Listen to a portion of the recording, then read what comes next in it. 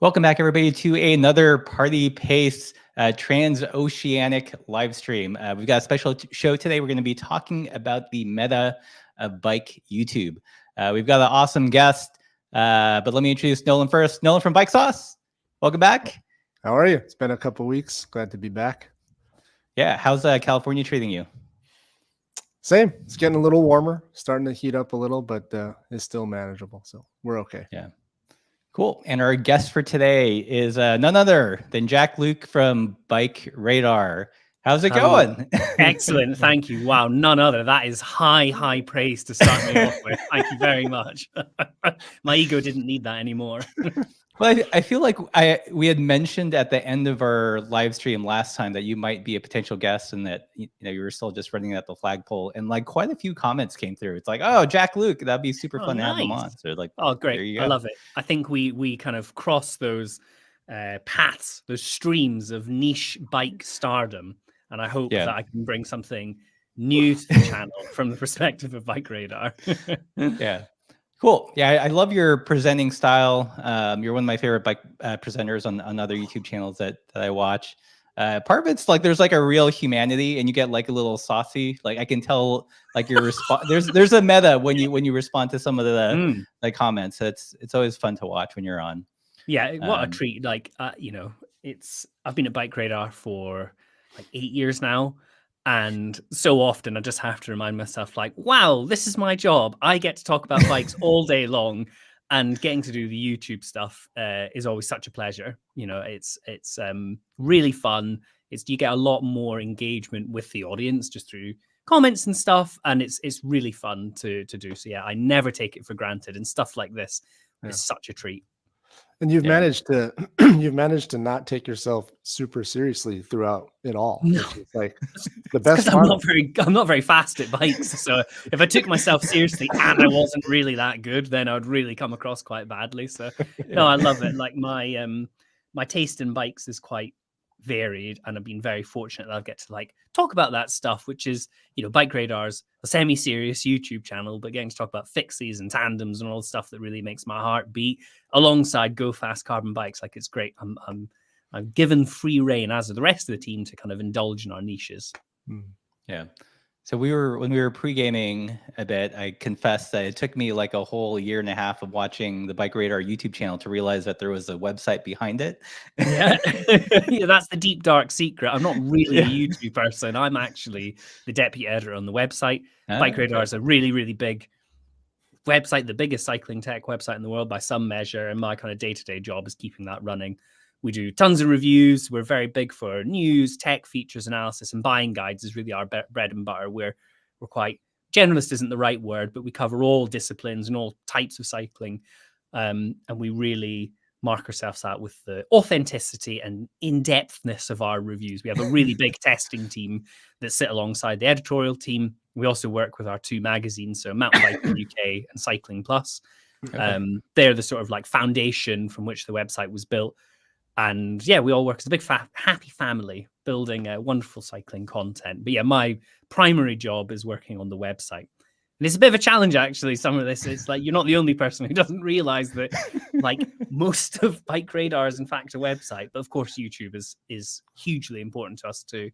And that's kind of faced by our wonderful presenters these days. Yeah. What was the impetus to get on YouTube? So I started out as a digital writer on BikeRadar in 2016, and I kind of did a lot of different stuff. Like most of my time was spent writing news and buyer's guides. But then as you kind of spend a bit more time and you write reviews for the right products, just doing like standalone reviews is a good fit for the YouTube channel. And I started off doing, just like standalone reviews. And it's so funny looking back at this stuff, where you're just like this mumbling, sort of withdrawn, quite awkward boy. And it was I really enjoyed it. And then there was two kind of key people in the video team at that time. The video team for a very long time was only 3 guys: Joe Norledge, Ruben Bacadillos, and our sort of video manager guy, Ben Healy. And then now I should say we're like a 10-strong video team. It's mad how much it's changed. But anyway, these 2 guys, Ruben and Joe, they used to do all the shooting and editing for all our videos, but would also do quite a lot of presenting. And for a long time, like they were quite like fixed formats in early days of BikeRadar YouTube. But then maybe around like 2017, I would say, we started doing our sort of BikeRadar diaries, more like challenge-based videos. And I was a willing participant. I also lived with Joe at that time.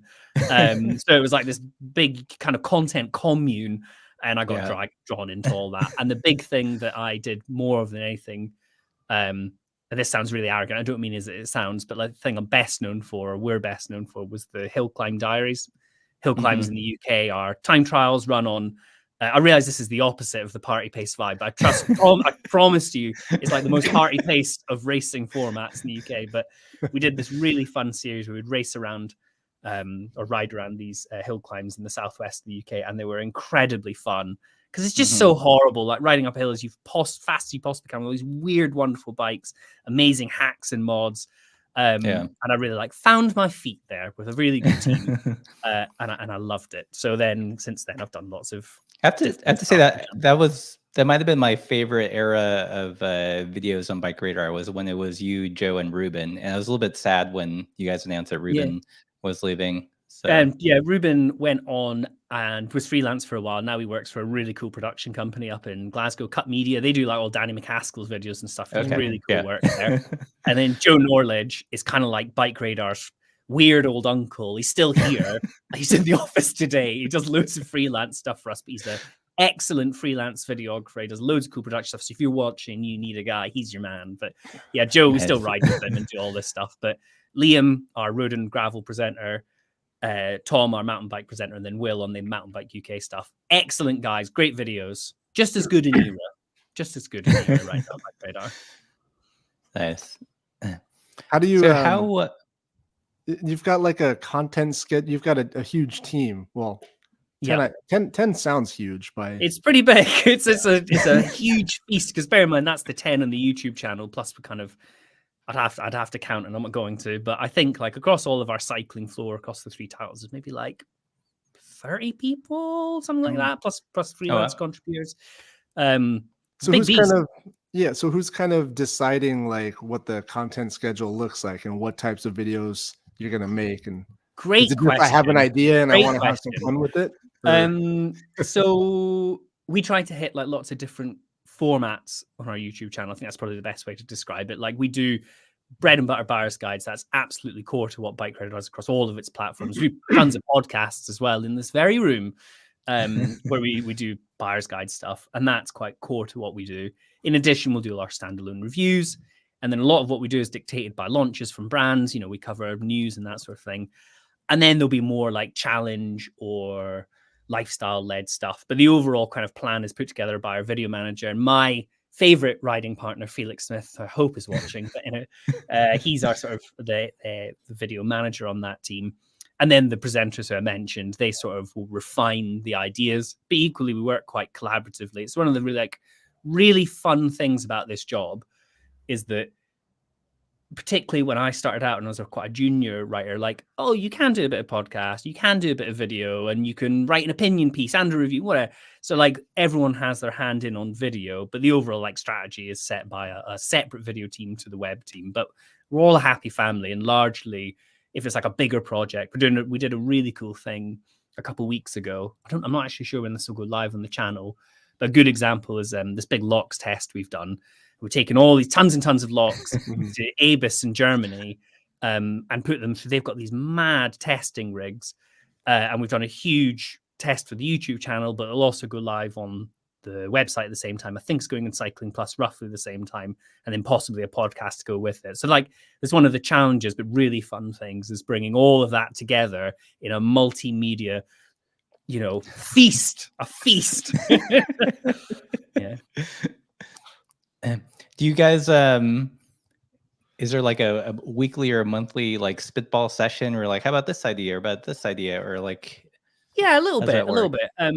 It kind of, a lot of what we do is reactive. We react to sort of tech trends, which you see a lot in like Pro Peloton, for example. We look a lot of like what's going on in mountain bike tech and road tech.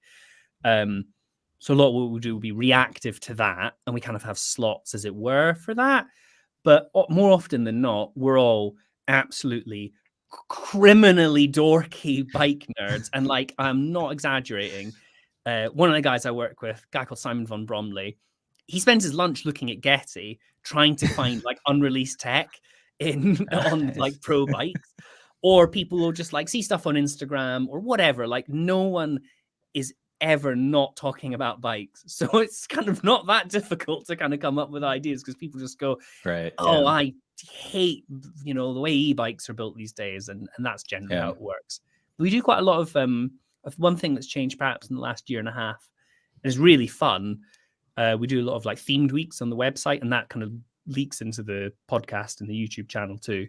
But like, we just ran Gravel Racing Week last week, no surprise, with Unbound having just happened. Loads of good opinion pieces. We had really good features from Josh Patterson and Ben Delaney, who used to be with us on BikeRadar. Ben Delaney's now The Ride, great YouTube channel, and he wrote a piece kind of about like the evolution of gravel tech. So that sort of ties together what we do perhaps for a week at a time on the site. And then in a few weeks' time, we've got Electric Mountain Bike Week. So, and then it'll be the Tour de France, and then it'll be Eurobike, and there's always like something going on to keep us really busy. Yeah. What's the so when you guys make a video, you know, there's always the comments. If I had we had the funds to hire someone, like the first hire would be just someone that deals with the comments. Like, who does that on your team? We have a guy called the punching bag. yeah, it's a job that requires a bit of thick skin. I get less of it now that I do fewer comments. The things that like only ever really irked me are things that call into question like our editorial independence. Like, BikeRadar is editorially independent. All of our reviews are absolutely our own opinion, never for sale, never will be. Like, our trust is integral to what makes us a good website and a good YouTube channel. And anything that's like, well, we're sponsored by whoever, like, no, it's not. If we do sponsored content, which we do, like, there's a big ad at the front, it says so. It's pretty obvious when we've done something, and it's never something which gives over opinion or like analysis of how something performs. So those are comments that are just boring, because it's about, that's people's bad media literacy more than anything else. The weird comments that just kind of make us roll our eyes are like, people really care about what you look like and what you dress like in videos. I used to get all sorts of bizarre comments. Like, one popped up the other day on I shared it on Instagram a few years ago. And someone took great umbrage with the fact that I'd like sat with my legs crossed in a video.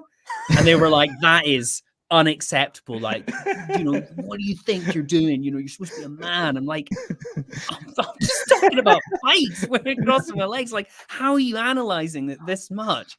But we have a whole, we have a whole secret folder. Maybe we'll leak it one day, but we've got a good one of like the really, really wacky comments we get. They're always quite entertaining. So yes, to answer your question, to deal with them, there's a bit of filtering, but for the most part, it's just eye rolling and going like, "What are you doing? What do you mean?" The internet's weird. It is. It must be nice to have. It must be nice to at least have a group like your team to, like, you know, For sure, yeah, debrief on. yeah, absolutely. Because like you know, so let's say for example, a review on the website. We'll use an example of a review that's maybe a bit contentious. We're not 100% convinced by the product. Like, if it's going to score poorly, the writer will first submit it to one of our tech editors. We've got mountain bike and road / gravel tech editors who sit sort of above, if you like, the sort of tech writers. They'll give it a first pass. If it's really contentious, then it'll maybe go to our editor and tech editor in chief, Robin Weaver. He did a really good podcast actually, that if you want to hear more about how we do our testing, on the Ride Companion, which is a big mountain bike podcast here in the UK. And it's like an hour and a half long, and he just talks about his cool career and a lot about how he tests stuff. But anyway, if it's really contentious, it'll go through him. He might have an awkward conversation with a brand and be like, you know, this is what we found. What do you think? Or the writer themselves might have done it.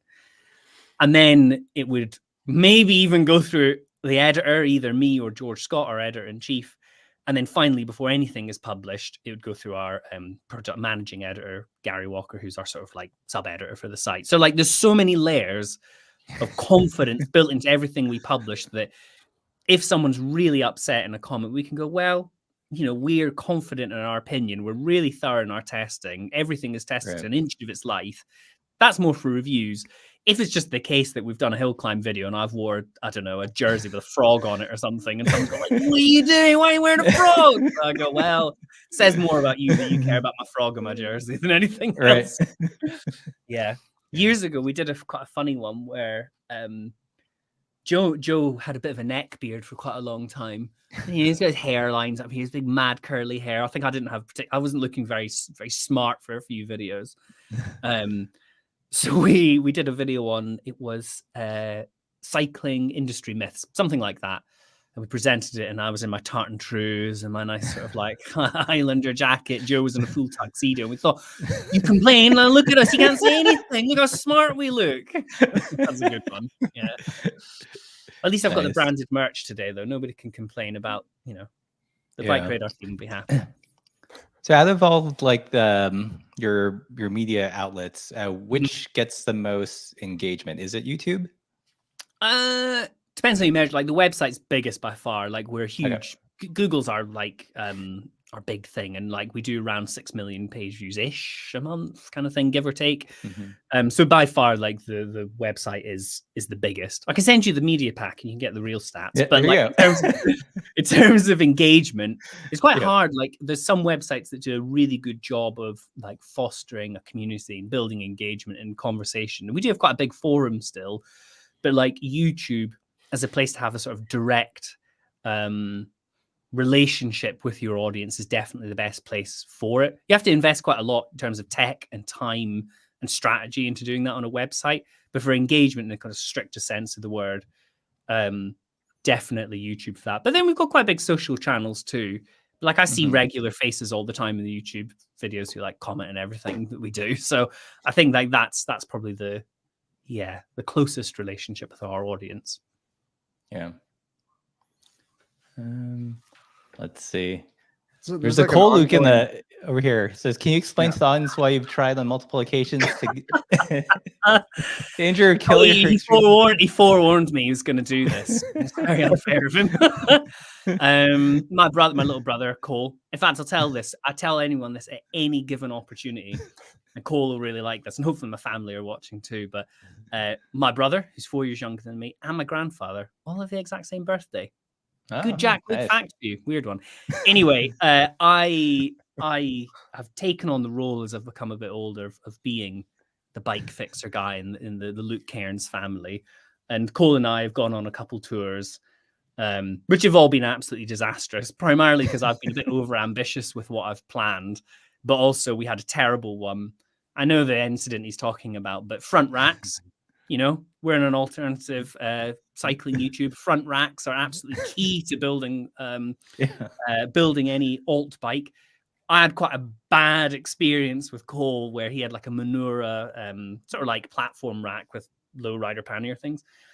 And I don't know what I'd done. I hadn't paid enough attention. And the like front strut, not strut, what would you call it? Like the front bit that connects us to the crown slipped while we were going down the descent, and it like fully locked his front wheel, fired over the front, dreadful, like proper folded up the front of his bike. Oh, wow. It was bad. It was really, really bad. I did then make him ride for 2 more days and we gave in because he was actually quite injured. But for all you alt bike fans watching this, heed the advice that people give about backing it up with a like a strap over the stem, or what we do in the Tandem. I've got a secondary strut for that very reason, because it was really bad. So sorry, Cole, and thank you for bringing that to massive public attention. I am a competent mechanic, I promise. This was a very long time ago. Yeah, this is like an ongoing highlight reel in the comments. Yeah, really. Yeah. All right. Okay. I look very specific instances. Okay. I know. The Hill Climb Diaries, I can sort of every year since we've done them. When did we do the last series? Like maybe like 2-3 years ago, we did a full series, maybe like a handful of episodes. This year, I'd quite like to race a few hill climbs again this year, and obviously I'm a massive attention seeker, so I'm going to make a video out of it. At the very, very least, we always go up to the Hill Climb Nationals, which is the last weekend of October every year in the UK, and even for the alt bike fans of this channel, like the tech is so fun. Even if you're not into like go fast road bikes, The mods are kind of like verging on the terrifying. Those are kind of weird, cool niche tech. Quite a lot of retro tech actually makes its way in because it's fairly light. I'd really urge you to watch the last few of them because they're always entertaining. But this year, hopefully, we'll round up a posse and do a few hill climbs. It's a really big scene in the UK. But even the old ones from 2018 through to 2019, we did a bit in 2020 as well. No, we didn't. Nothing got happened in 2020. But we did. There's loads of old seasons that are linked on the BikeRadar YouTube that are really worth a watch. They're some of the best things we've done, and they encompass all the key characters of the BikeRadar universe. Yeah. So YouTube videos tend to be, at least for me, like they seem to be unpredictable. You can put in a lot of work and not necessarily get the return you're hoping for. Is there a video that you worked really hard on and thought was going to take off, but didn't get the traction that you thought it deserved? Yeah, great question. Yes, plenty. We publish a lot of stuff, and sometimes we'll be like, that's a sure bet. That's a great idea. It's going to go well. But like YouTube is very fickle, as are the audience, like what you think might land really well. Just doesn't. It's just kind of the nature of the game. And we're fortunate that we have a big enough team that we can afford to sort of take a gamble on that kind of thing and make content that we really, really want to make. And if it doesn't do well, like obviously that's sad. We'd rather it did well, but we can sort of absorb it if you like. On the other hand, we've done stuff which is like wildly exceeded expectations. One of the ones I remember from years ago was the Stans Dart, the sort of like coated tubeless plugs. And we did a paid for video. It was all marked up as paid for. We went to see them at Eurobike, went to their stand, tell us about your new tire plugs, whatever. I mean, you did like 250,000 views or something. People loved it. They were so excited about it. And then likewise, Eurobike, which is a big trade show for those that aren't familiar, we did the ceramic speed driven drivetrain, the weird like chain free drivetrain. That's done like well over 1 million page views, which views on YouTube. So there's kind of like a bit of a mix. Like sometimes you actually, I've got a good story from Sea Otter on this, but you put loads of effort into this like fine journalistic work you think is going to be great, and it doesn't do very well. And then Sea Otter just passed on the last day. I was a bit hot and tired. I'm quite a pale Scottish guy, so the Californian sunshine was really taking its toll on me. And I was walking around with a guy called Scott Windsor, who's our social media manager. He's a wonderful man, and he put up with my, I don't know, being difficult, presenting videos for like 3 days. And we were walking around in the sun. I was like, I don't know, let's do a video on free hubs. So we like walked around all the stands and we did just like, tell me your free hub, listen to it buzz. And of all the videos we did at Sea Otter, that one did like 4 times more views on Instagram and stuff. It's like, why even bother trying to do anything difficult? People just want to hear free hub buzz. There you go. Yeah. It's same on the website though. Like we have a good direct audience. We have a very faithful audience who always come back to Radar. But at the same time, we're very much at the mercy of Google, which is like the whole rise of AI and what that means for reviews and stuff is a very big bumpy brain conversation for another day. But again, like we'll invest lots of time and effort into producing wonderful journalistic work. And sometimes Google just decides for whatever reason, like, no, you're not going to get that. Same with kind of driving traffic from our Facebook or whatever. But for the most part, we're confident in what we do. And one of the things I quite like as well about YouTube over the site, we will look at, like, this sounds really analytical. It makes it sound like quite transactional, the relationship with our audience. I don't mean it this way, but like looking at the engagement graphs is something we do quite a lot of. So we'll see, to go back to the Hill Climb Diaries, in 2021, we did a video with the usual sort of segments like course preview, looking at the bikes, that kind of thing. But we did a bit with Tom Bell, who was the champion that year, or the year before. And he's a really good coach, knows his onions, really, really knows like how to pace a hill climb and how to make it all work. And he gave this really interesting in-depth bit. Unfortunately, it just didn't really land with the audience. And you can see that on the graph. So for the following year, we kind of removed that segment, focused a bit more on what we did. And we made a better video that people engaged with more. So it's one thing I love about this type of stuff on YouTube, is that you can make content people actually want to see.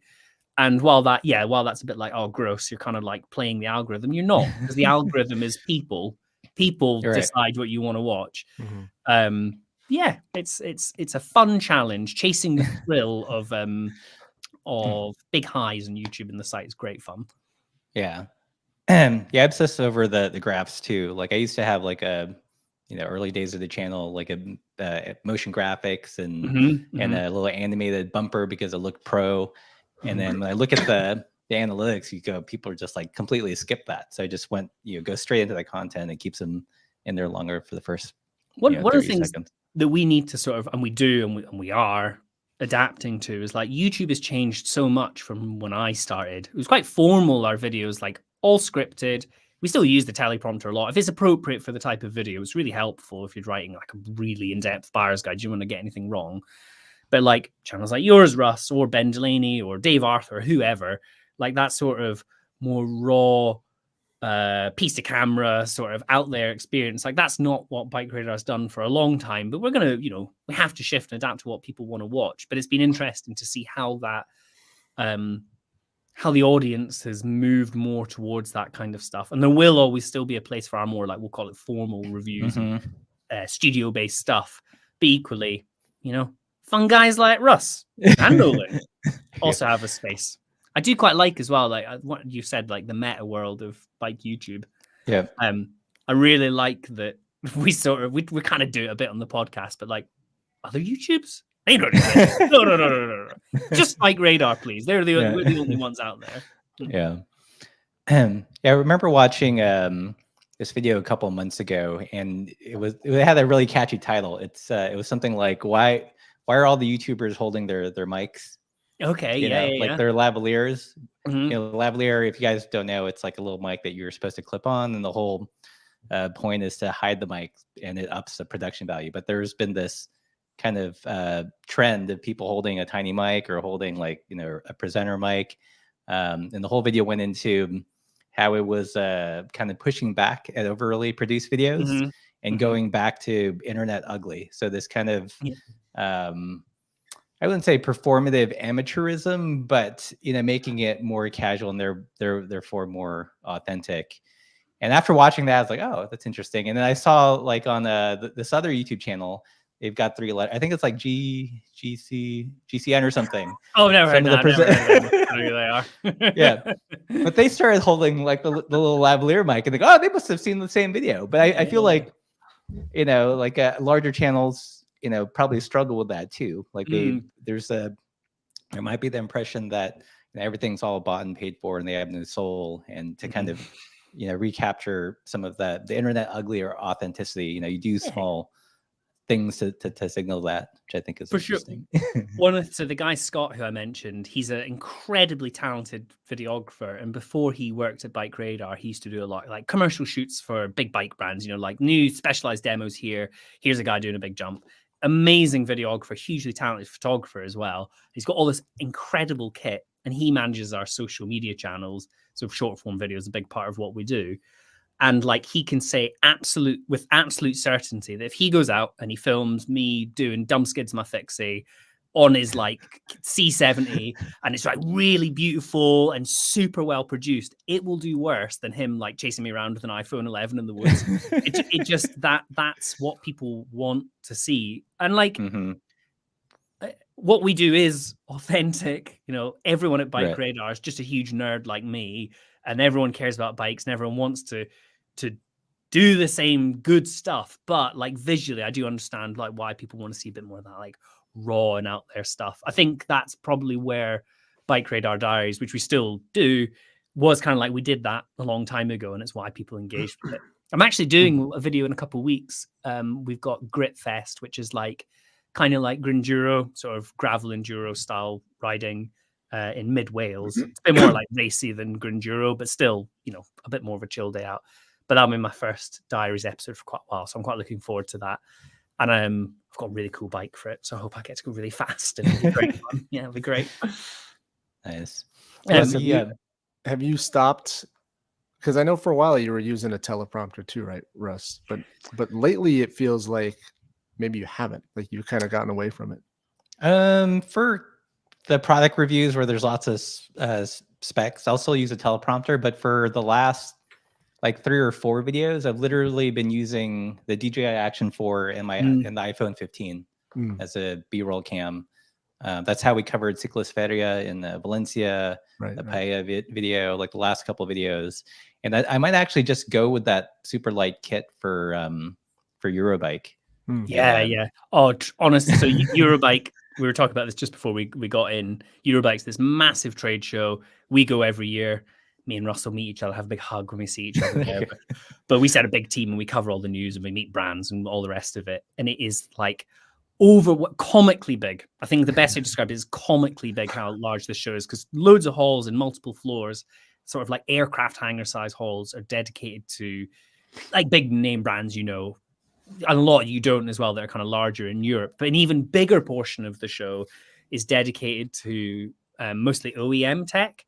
So it's like weird and wonderful stuff where, there's like 10 guys selling identical top caps, but there's also all this weird stuff they want to try and draw you in. And that's where the like real nuggets of the show are. But I was saying before, my sage advice for that is go light for sure with your kit, because it's such hard work. Wear comfy shoes and drink lots of water.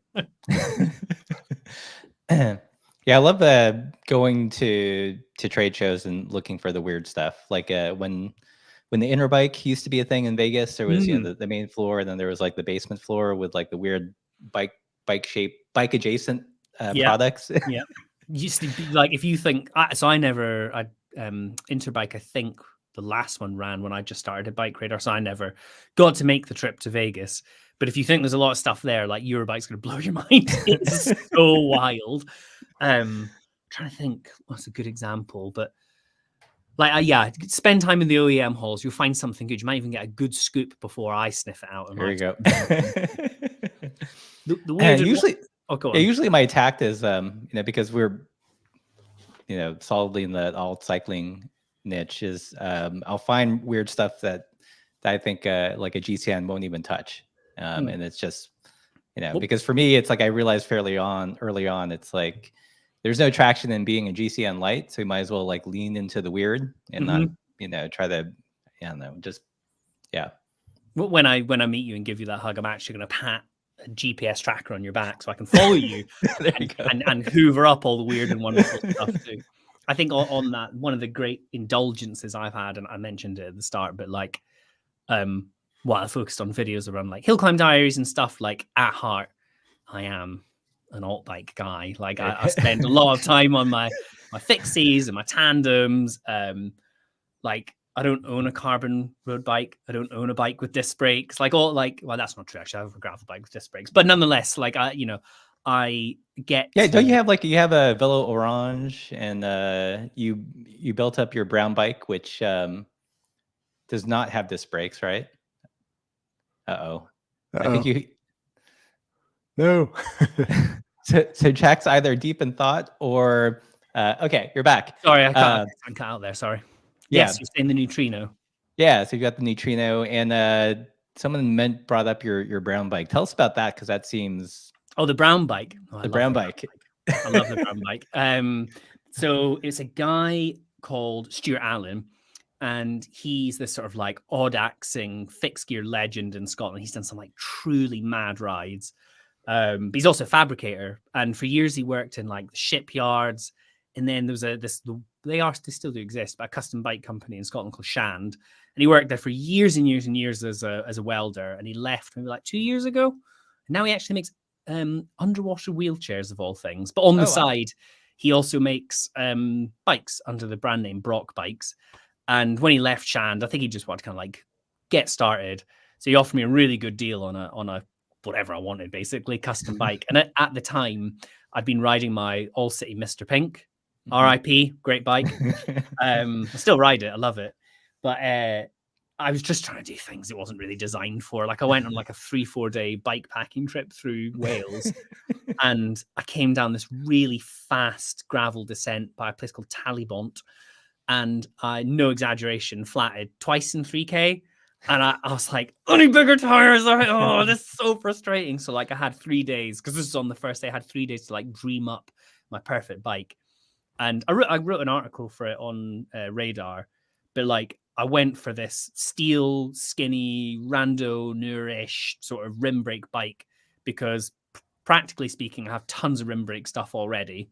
So like, I don't want to go buy a new disc brake group set or whatever. I've got all this great stuff. from a sort of comfort perspective as well. I'm sure you've done videos on this, Russ, but like the comfort of a steel rim brake fork, all else being equal.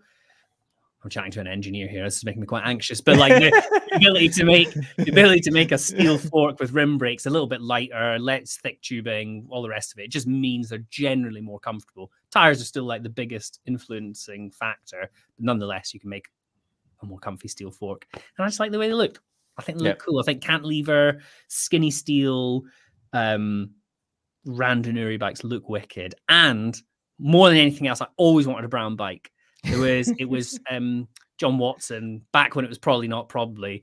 He had a really cool, I think it was Geek House, I want to say, like rim brake touring thing. And it was this resplendent shade of poo brown.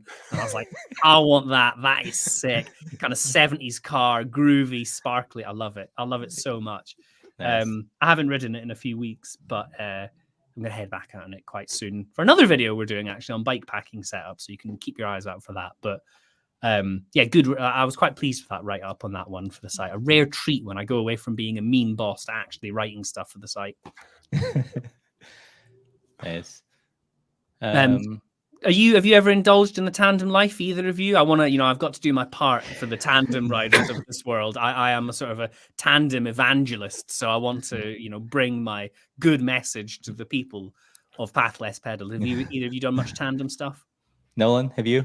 I have never owned one, but I've worked on them and ridden them. When I worked at a bike shop, once in a while a tandem would come in. It would need some repairs, and it would always be a challenge. You'd put someone, like another shop tech on the back and have races and stuff in the parking lot. It's a different beast. It's similar to riding a regular bike, but it's like a container cruiser ship or something. Container ship, yeah. How about you, Russ? Have you ever done tandem before I indulge talking at you about tandems for like 10 minutes? I've tried my best to convince my Laura to ride a tandem. She's not having it. So I've tried. I'm very fortunate that my Laura is a very willing participant. We're both, both keen riders, and the tandem life is quite core to certainly my personality. She's less one-dimensional than me, but like as far as alt bikes go, I think the tandem is the most alt that we've indulged in. But I love it so much. That just was repaired actually by a friend of Stu with a bit of Stu's input. We had it snapped at the dropout on our last tour back home in Scotland. But we just back from 2 weeks around the Inner Hebrides, and like of all the things I do, my whole bike life, like that is the thing I love more than anything. Like you call it bike touring, it's kind of bike holidaying for us. It's very slow, tons of bags, hugely luxurious camping setup. Like it's the thing I love more than anything. And at any given opportunity on BikeRadar's YouTube, podcast, or website, I'm like, space for some tandem content there? want to indulge me and talk about this forever and ever and ever? So yeah, that's more tandem content than YouTube is required, I think. But it's an even smaller audience than I think you'll attract, Russ. Trust me, I've tried. We just have like vastly different cadences and just riding styles. It's shocking. For me, it's the great leveler. Like I ride a lot, and I like riding fast and smashing about. And there's a disparity in like how we want to ride, but you can't be when you're riding a tandem because you're together. And it's more than anything else. The thing I always tell people is just how social it is. Like you don't have to shout. You can talk at a normal volume, and it's that sort of stuff you kind of take for granted. But once you're calm and you're into it, like it's such a nice way to ride. It's the most, the best way to see the world. I think it's really good fun. Cool. Let's see. We've got 103 people in the chat. If you guys have any questions for Jack Luke while we have him in the live stream, put it in the comments. Yeah, it's rare you get a raw answer from me, raw live experience. I normally have all those layers of filtering I mentioned previously with reviews to kind of really tone me down, so you can catch me out and I'll say something mad. So I remember when we were thinking about moving to Spain, I think I had DM'd you on Instagram. Yes, I remember. Yeah. And I had asked, because one of my big concerns was like, there doesn't seem to be much of a alt bike scene, for lack of better terms, in Europe. Is that perception true, and why do you think that is?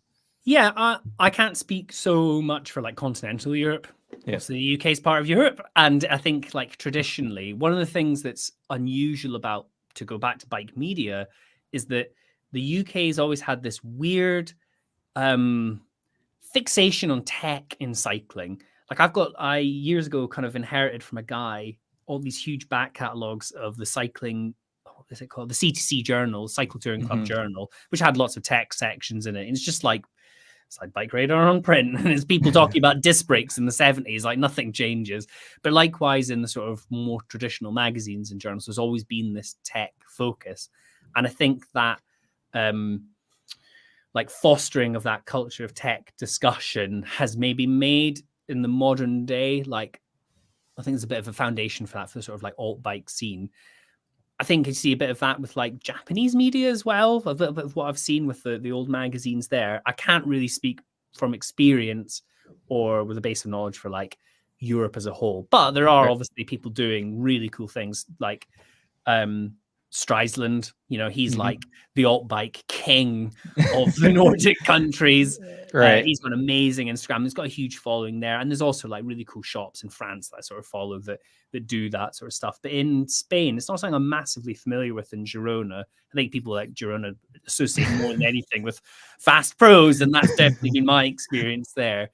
But it's like you've just got to find your niche and your people. And I'm sure your presence as the king of the alt bike community will foster that culture in good time. But certainly here in the UK, like there's lots of shops and spaces. Yeah, there's sorry, you go.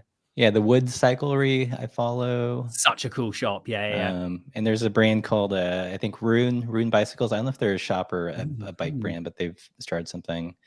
I think like so years ago, I used to work in a place in Edinburgh called the Bike Station, which was like a bike recycling charity. It was amazing. Like, it was such a good foundation for my bike knowledge, because I started off in a warehouse where we'd like assess bikes either to get dismantled for spare parts that we would sell as a sort of like charity, either ones that get scrapped because they're just too far gone, or they'd be restored. So I touched like bazillions of bikes, taking them apart, learned loads of good stuff. And then for a time, I actually worked as a mechanic in there, and then doing like customer service stuff. And then you really got a sense that like they may not be like out there and publicizing themselves, but people are out there riding weird bikes. Like, particularly when it's like filing drawers full of really cheap derailleurs or whatever. Right. People are building weird bikes out there, and I'm sure it's the case as well where you are. But you will foster that community, I'm sure, as well. Yeah, hopefully. Are you the only guy riding around Girona with thummies and baskets, or? The only other kind of alt cyclist person in town is Taylor Finney. Oh, really? Yeah, I know. We first landed and he had alt bars and like had done the bar ends in the middle of the handlebar kind of thing, and we got to talking, and he's like, "Yeah, I ordered one of your Uno shifters." Oh, really? Like, yeah, sweet. I almost ordered one of your Uno shifters. Like I know you've done loads of stuff on Qs, which has been massively helpful. The Tandem that we just rebuilt is pretty much is in fact a full Qs drivetrain apart from the Tandem cranks. So it's been quite simple. Thummies work quite well with, thumb shifters work well with our setup. But I very nearly stuck with bar end shifters for various boring reasons, and I nearly ordered one of yours. I thought that looks wicked. That's just why. Unfortunately, I've gone mainstream with just good old fashioned not rapid rise. You know what I mean? Yeah. Wow, that's quite claim to fame. You could put that as a seal of approval. There you go. Approved. Yeah, that's good. That is really good. Yeah, someone in our Discord was like, "Yeah, he posted a picture of a build with the Uno shifter on his Instagram stories, but I didn't get a chance to screenshot for you." So when you moved from like Girona, are you known as a sort of YouTube celeb there yet? Is that part of your persona, or was it the case back in the States? I'm fairly anonymous here. Like it's complete. It's like a complete. There's a lot of cyclists, but completely different world. Occasionally, there will be like tourists in town, and then they'll recognize me, but like the locals, it's like they don't know. They're like, "Who are you?"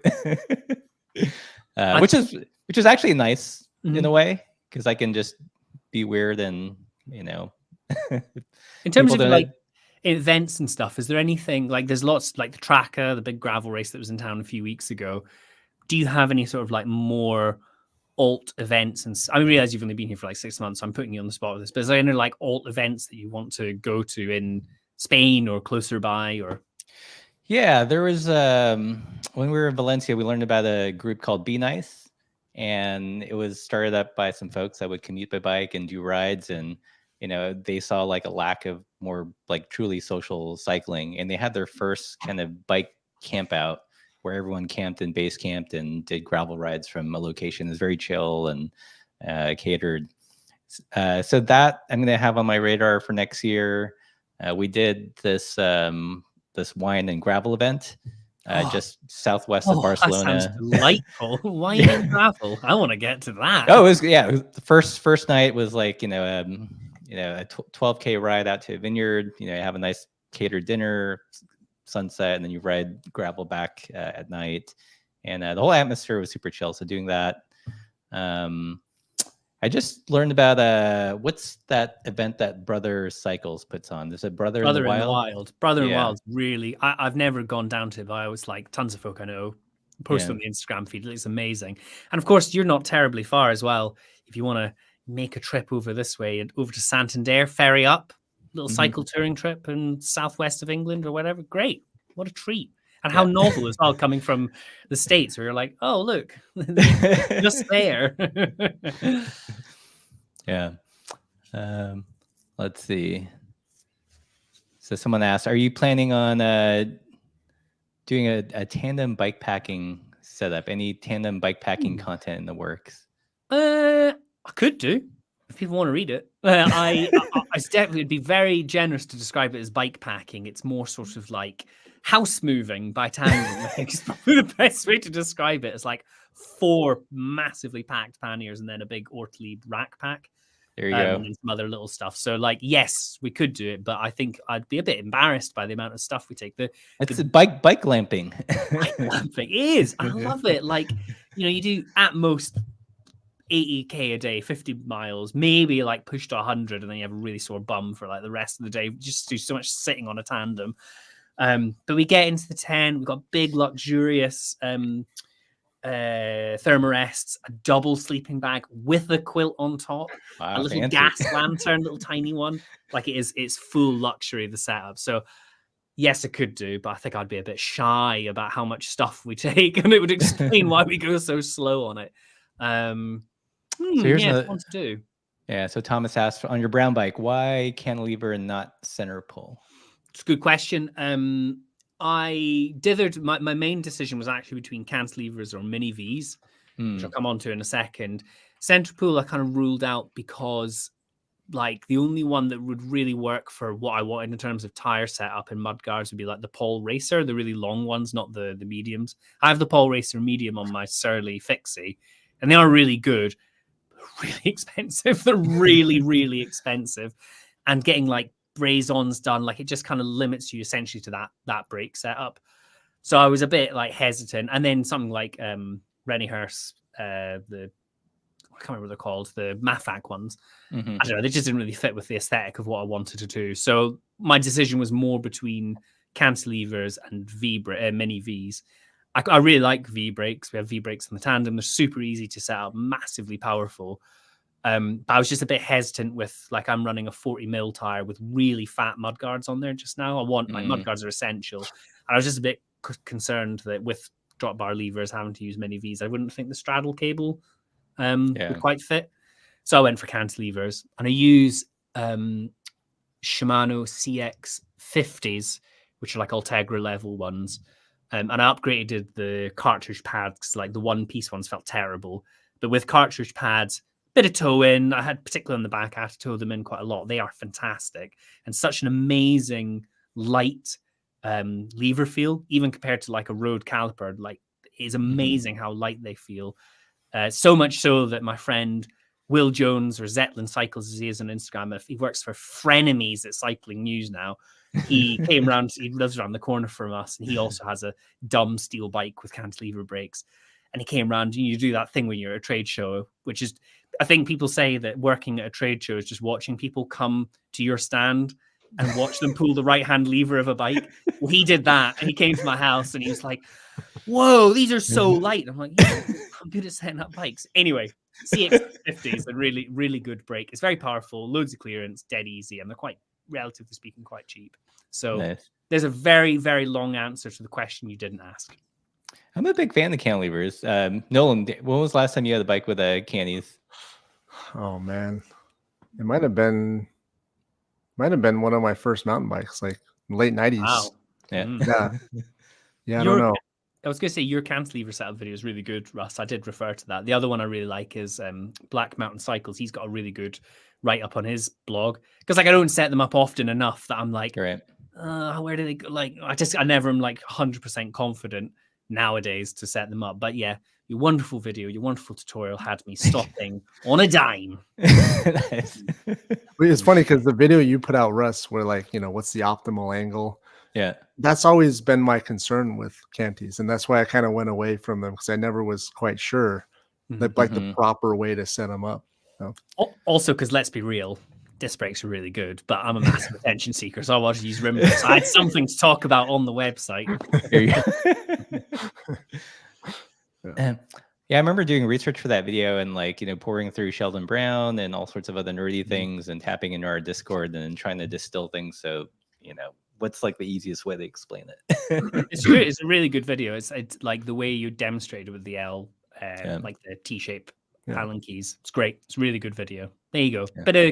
Bit of cross YouTube love. It makes other videos. Other channels make great videos. There's other channels. No, I don't want to hear about that. You know what's weird? One of my buddies has hydraulic rim brakes. Have you tried those? So cool. Yeah. They're pretty cool. Yeah. We had a second tandem because that's a normal thing to do for a little while. And it had like normal Shimano V brakes and they were really fine. But we had a set of old Magura HS 33. Yeah, HS 33s. Yeah, it's Magura, right? Yeah. And I'd never set them up. I'd never used them, but I thought like, why not? They're there. I'll try them out. The first hurdle was that, and I didn't realize this, there's quite conflicting info online where people are like, yeah, just use Shimano hydraulic hose because it just uses mineral. Well, you can't because the barbs are a totally different size. But Magura hydraulic brakes still have a real following in the trials riding world. So I went through like these really weird niche trials shops to buy cheap hose, got them, and like they feel kind of great, kind of weird. There were like, because each of the calipers, I guess you'd call them, pistons, they move independently of each other and they move like this way, that way, and sort of around. Like it's fantastic if, I don't know, your pivots are mounted wrong or whatever. You can really get them good, but like they're super fiddly to set up. So I've eventually got that, did a bit of swearing, got them set up, and they are phenomenally powerful because it's like a disc brake on a 622 millimeter rotor. So they're amazingly powerful, but then it's just the same stuff as when it's in the rain. Chewing through pads. And I think like if I was putting them on a touring bike, which is where they're generally used, like are they that much better than a mechanical like V brake? Not really. And the sort of hassle of setting them up. What I'd love to try, and I just think there's such a like weird moment in road cycling tech, but the old SRAM Red level hydraulic like caliper brakes. There's a guy that rides around Bristol, and there's a really cool like bike shop on the other side of town. I remember once going by, and it's like the only one I've ever seen in the wild. I think I've seen him riding around a few other times. And like, can I borrow your bike? I really want to. I want to do that thing that people do where they just squeeze the right hand lever. I want to see what they feel like. So yeah, I've flirt with them, but nothing more. Yes. Just curious. Let's see. We still have some love for cantilevers in the chat here. Yeah, CR7, yes, the CR720s, the Tetra ones. You still see them new old stock quite often. I just sold a set on eBay. They were kicking around my shed for years, but anyway, they are really good. And they're like wide profile, so you can make them. There's just more adjustment there, and also because they don't. I really don't like the post mount. I don't know what you'd call it, like post mount pads, I guess. When you have the infinite in and out adjustment, they're so fiddly. Yeah. So like as a good cheap middle ground. The CR 720s are really good. The one thing I didn't really like about that sort of brake setup, you'll say, is on my fixie. I set it up as like a winter randonneurie type thing, and the Tektro like shiftery levers, the ergonomics aren't super good. And then when you pair them with Shimano levers, like they're fine. We're talking quite marginal stuff here, but like the lever feel with the Tektro canties and the Shimano hoods isn't quite as good. But then the ergonomics are better. So I moved up. That's one of the reasons why I went for the Shimano CX50s. Yeah. I wonder, I've said this to many people, but I really worry sometimes about like, I've got quite a embarrassingly encyclopedic knowledge of Shimano product codes. I'm sure you're the same, Russ, with cues now. And you think like, what useful information is now no longer here because I know like all the production codes for Shimano for the last 10 years or whatever. Ugh. Yeah. That's why I think it's important to make content about it, because I still like refer to a lot. I don't know if you read any Sheldon Brown, but just of course, yeah. And it's sad. It saddens me that a lot of that knowledge is getting lost. Yeah. I had a colleague or a friend that used to work at a cycling magazine, and he had some new colleagues, and one of them like straight face like pointed to a front derailleur and was like, "What's that?" Oh. that hurts me. that's kind of, it was that moment when I was like, oh, that's when I kind of dug into the front derailleur sticker and started making content. I love that. Around it. Yeah. Go on. No, I was gonna say I've had a video on my list of videos to make for the longest time, but it just keeps getting pushed to the back burner. And I think I titled it a long time ago. It's called the lost art of setting up a front derailleur. Yeah. But I'm just thinking, I keep thinking if I make that, no one's gonna watch. Like, half the people don't even use it. A lot of people don't even know what it is. Front derailleur conspiracy is like one of the favorite things people like to be upset with us about on the side. Like, you're pushing one by and whatever. Yeah. Like, yes, okay, we write about one by a lot because it's an interesting talking point. But like, I'm a front derailleur guy. For like a gravel or a road bike, I'd still have a front derailleur. I think one of the reasons, perhaps, the demise of the front derailleur was ushered in by, say, like Shimano's 11-speed stuff. I remember when I was working in a shop, there was an era of them that required incredibly high cable tension to make them work really nicely. But also that was the era where they required ever so slightly like to be inboard, like at the back, angled in. And they were objectively a bit of a fiddle to set up. And I'm sure that is soured the experience for lots of people, because like rear derailleurs are so easy to set up now. Really, like it's hard to get wrong with so many with such tight spacing on cassettes. The front derailleurs are, as you describe it, an art, and I think that's probably one of the reasons why people don't love them so much. On the other hand, I think like coming from a shop perspective, like one bike has massive advantages for people who just don't care. And that's fine. They just want to ride a bike about.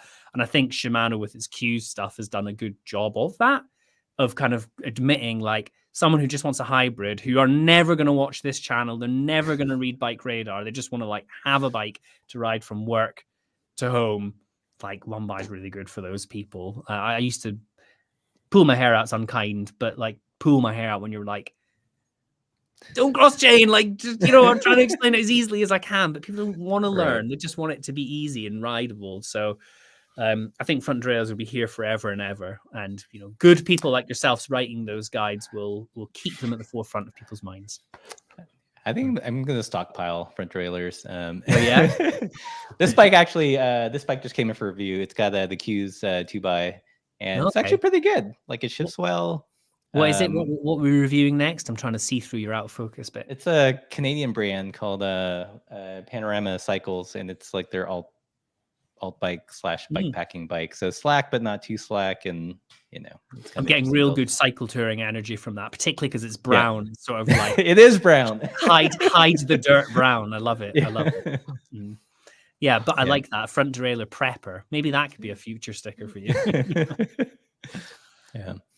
You were talking about touring in England. Are you familiar with the old illustrator Frank Patterson? Yes, I have it. I have one of the Frank Patterson books. So yeah, one of my big like passions, maybe you'd say, is the Rough Stuff Fellowship. They were kind of popularized more recently through those really cool books by Mark Hudson and the archivist at the Rough Stuff Fellowship. But like behind that is, of course, the actual journal. And it's the same guy who I referenced earlier who gave me all the old Cycle Touring Club journals. He gave me, honestly my most prized possession, I think. I've got a full run from the late 50s through to the early 2000s of every Rough Stuff journal, and they're bound in these amazing green folders, and I adore them, and I genuinely will lie at home. This is what I mean when people, I'm like, BikeRadar is just nerds. Like, I finish this stuff and I go home and I'm like sitting there reading about like people's rides from the 70s. But yeah, one of the highlights in that are the Frank Patterson illustrations. Really beautiful stuff.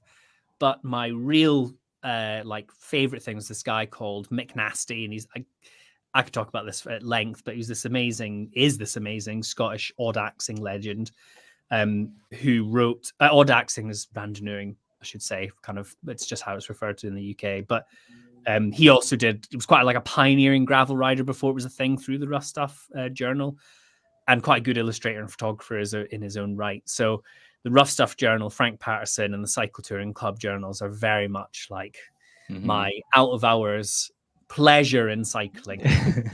Yeah, when we lived in Missoula, Adventure Cycling is based there, and they had this amazing cycling library, and they had bound CTC and bound Rough Stuff and all sorts of Frank Patterson books. So that's, I'd go there like in the middle of winter and just like flip through pages and pages and pages. It's a nice winter activity. But the Frank Patterson stuff, I'd love to have, like, you occasionally see his original prints going up on eBay from collectors and stuff, and they're so valuable now. Like, what an amazing thing if you had one of those.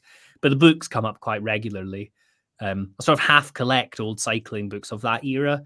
And yeah, I've got a handful I'm quite fond of. Yeah, there was a shop, I think it was called Pilgrim Cycles, that used to publish some of the Frank Patterson books. They went out of business right when we were moving, and I was trying to get some shipped to us before they like completely cleared their stock. But maybe I see a bit of Frank Patterson in your own wonderful watercoloring. Well, I bring that up because that is one of have a feature video idea of doing a tour through some of the same countries that you went through and do some painting as like a homage. I think that might be a fun series. Yeah, for sure.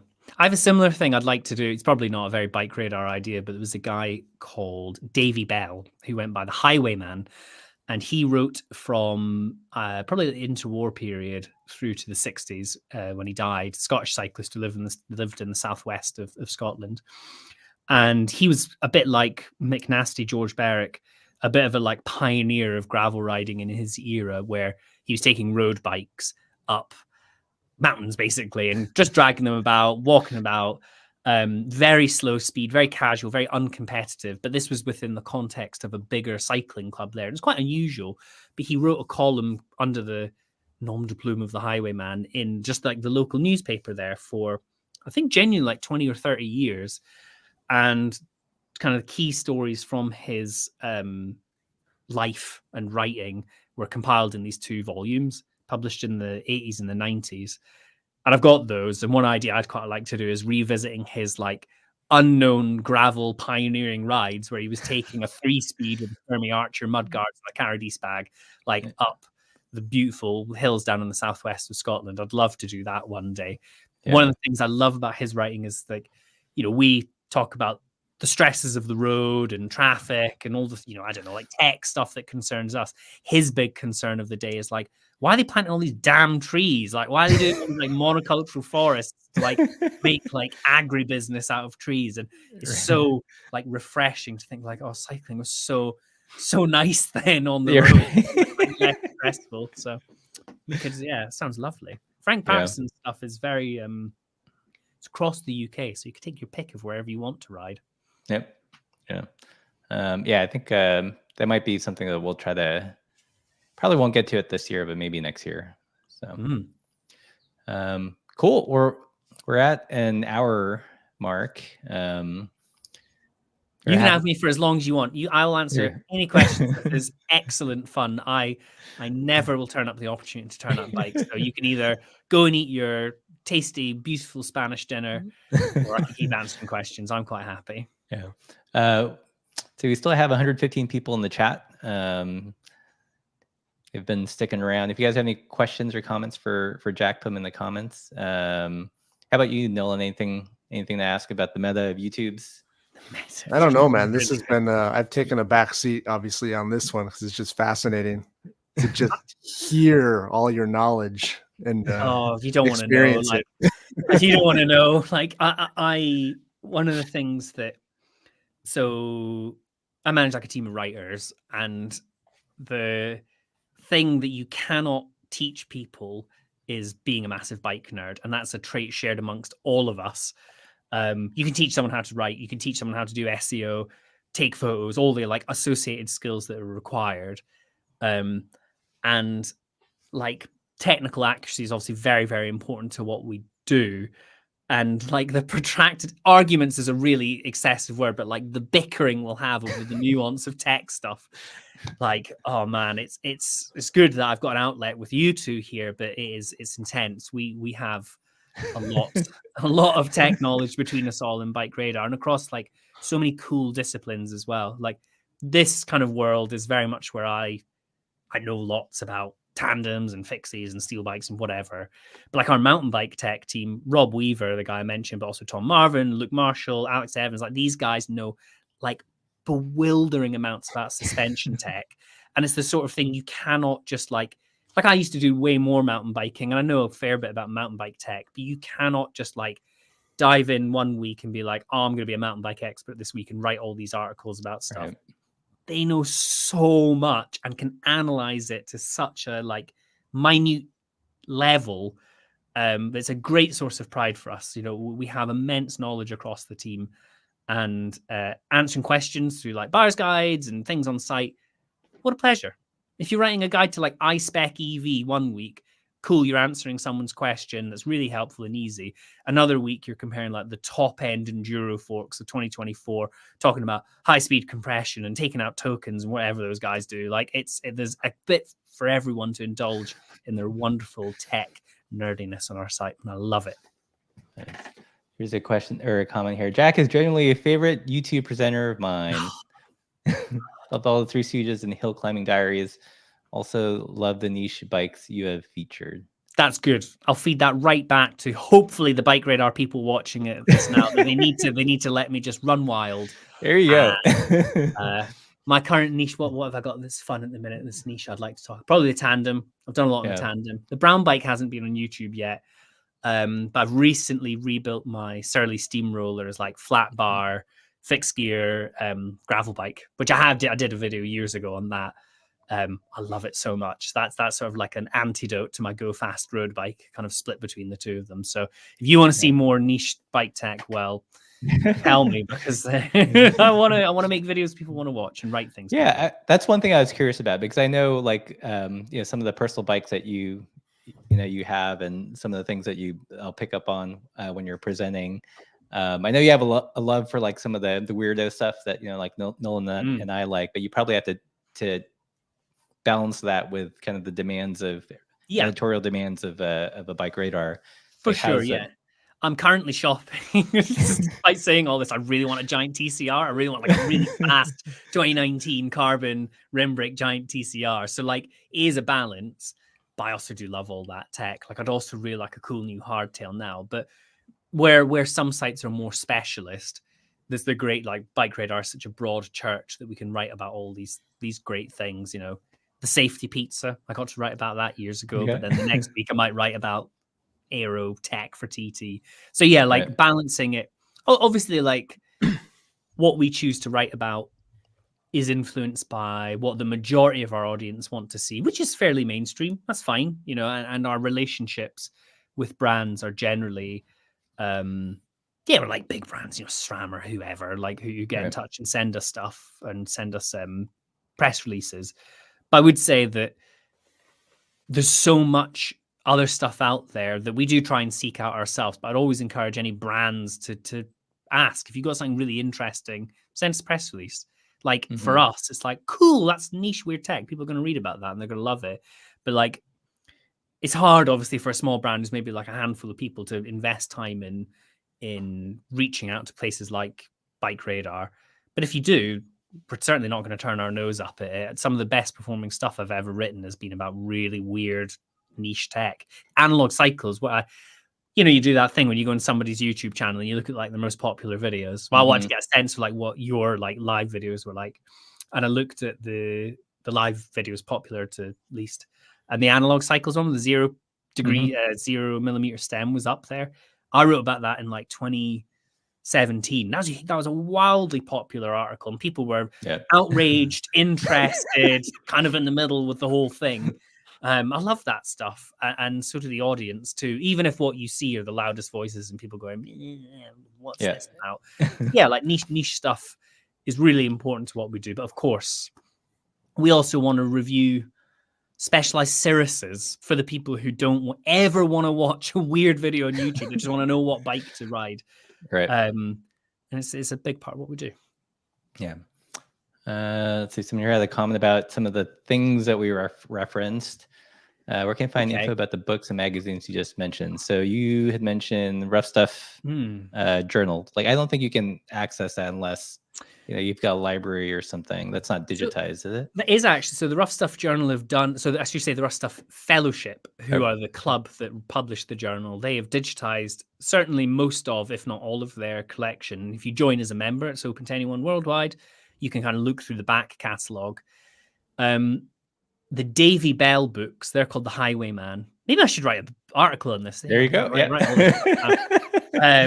like the Davy Bell books are The Highwayman and The Highwayman Again.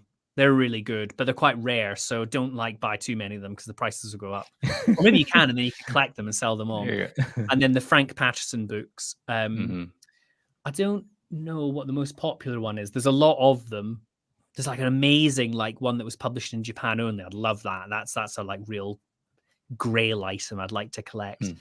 One to think about. I think there used to be a blog years ago here in the UK. I think it was maybe even called something like Cycling Books, but it was like a history of cycling stuff.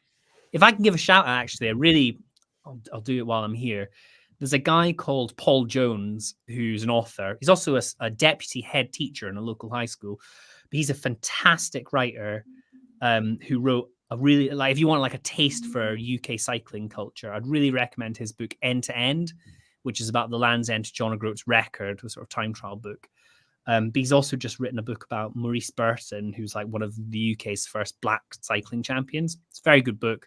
And I'm doing a talk with him on the 27th of June in Bristol, if you want. But cool. Yeah, really good book. And he is a font of knowledge of sort of cycling culture in the UK is probably the best way to describe it. But yeah, it's for to specifically answer your question. I don't know where there's a place to find info. DM me on Instagram, I'll reply. The old CTC stuff is probably not digitized. I imagine. No. That's they're quite funny. The books, the magazines, they're less affable and jolly than the Rough Stuff ones. They're a lot more focused, not wrongly, it's not a criticism, but they're more focused on advocacy of the day, rightly. When I was going through them, I found them surprisingly dry. There was lots of just brass tacks kind of business, like you said, advocacy. And I was where's there's definitely regular contributors. Ragged Staff was Albert Winstanley, is that right? I think so. Well, another good writer to seek out was a guy called Albert Winstanley, who was 2 books. What's it? Oh God, Golden something a wheel, Golden Wheels. It's really good. The Golden Wheels of Albert Winstanley. That's it. That's a sort of collection of pieces he wrote for the Rough Stuff Journal and the Cycle Touring Club. Again, a really charming look into cycling culture in the UK in that era. But yeah, the Cycle Touring Club journal is probably not one to seek out unless you're like me and you're really sad and you want to spend your time indulging in these sorts of things. Nice. So here's a vote for an article about books and magazines. I hope the big dog editor is watching this to prove that there's an audience for no, he'd let me indulge in it. Yeah. Okay. Here's a comment, Mr. Talley. Jack is a good retro geek resource. He's able to hit the bullseye with his coverage compared to the other channel that shan't be named. You cover retro racing bikes, and you usually miss him out, leaving me shaking my head. That's unkind. I'm sure the Ollie Bridgewoods of this world know their onions with retro racing tech. It's just different. Yeah. You know, we're very different. Like, if you want to read about cues and friction shifters, come to this guy. Like, he's your man. If you want like super intense, go fast racing coverage with access to all the actual racing, like GCN's a great channel for that. BikeRadar exists as a broad church to cater to lots of different things, but our kind of like key thing is authoritative, trustworthy, editorially independent reviews.